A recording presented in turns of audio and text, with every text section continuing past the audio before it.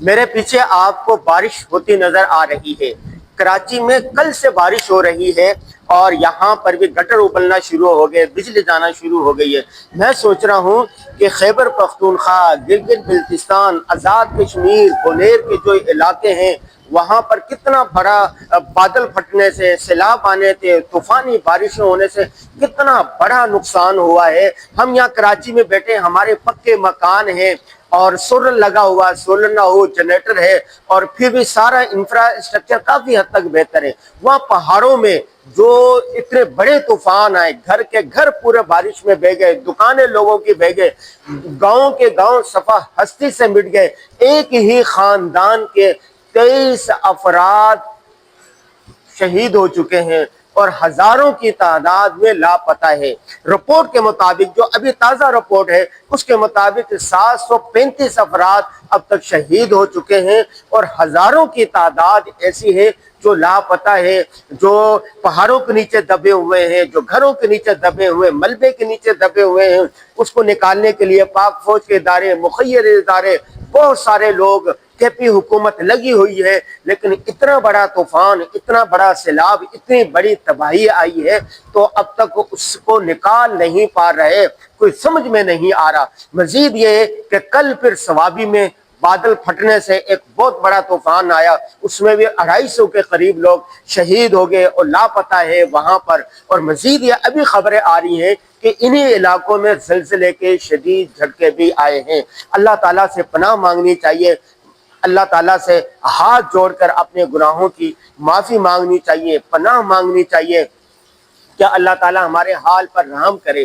Number 2، جو حفاظت سے ہیں، اپنے اپنے گھروں میں سلامتی کے ساتھ بیٹھے ہوئے ہیں اور بارش انجوائے کر رہے ہیں، جیسے کراچی ہے، لاہور ہے، اسلام آباد ہے، ایلیٹ کلاس کے لوگ ہیں، بڑے بڑے بنگلے ہیں ان کے پاس، کئی جگہ پر گھر ہے، مال و دولت ہے، سب کچھ ہے، ان کو چاہیے کہ اپنی نعمت کے شکرانے کے طور پر کم از کم اپنے نعمت کے شکرانے کے طور پر جو ہمارے ہم وطن، ہم مذہب مسلمان بھائی پریشان ہے، ٹینشن میں ہے، گھر ان کے تباہ ہو گئے، ان کی دامیں درمیں قدمیں سخنے جس طرح ہو سکے، ممکن ہو سکے ان کی مدد کرے۔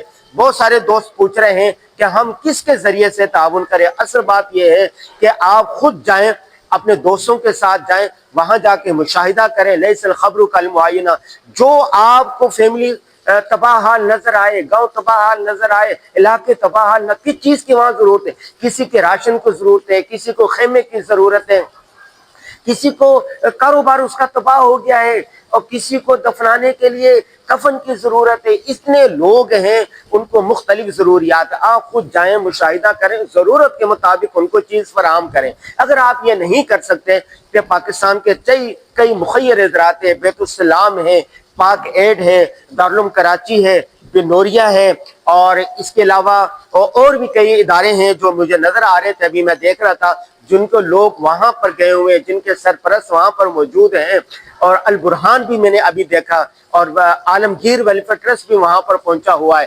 تو یہ سارے ادارے وہ ہیں جن پر اعتماد کیا جا سکتا ہے، ان کے ذریعے سے آپ جس طرح ممکن ہو سکے تعاون کر سکتے ہیں۔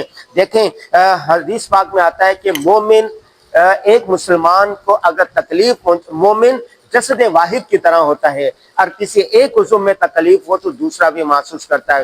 ہمارے ہم وطن بھائی، ہمارے کلمہ گو بھائی، اور اسی طرح ہمارے ہم مذہب بھائی پریشانی میں ہیں، ڈپریشن میں ہیں، ٹینشن میں ہیں، تو اس دکھی پریشان کن حالات میں مدد کرنا سب سے پہلے حکومت کی ذمہ داری ہے کہ حکومت کرے۔ حکومت کے ساتھ ساتھ یہ ذمہ داری سب پر عائد ہو سکتی ہے۔ ابھی میں آ رہا تھا، میری بیگم کہنے لگی کہ میں کیا کر سکتی ہوں یہاں بیٹھے ہوں، میرے بچوں نے کہا ہم کیا کر سکتے ہیں۔ میں نے کہا بیگم تم روزانہ 2-3 ڈشیں بناتی ہو، ایک ڈش کے پیسے کم کر کے اپنے یہ جو دکھی بھائی ہیں ان تک آپ پہنچا سکتی ہیں۔ جو بول سکتا ہے وہ بولے، جو لکھ سکتا ہے وہ لکھے۔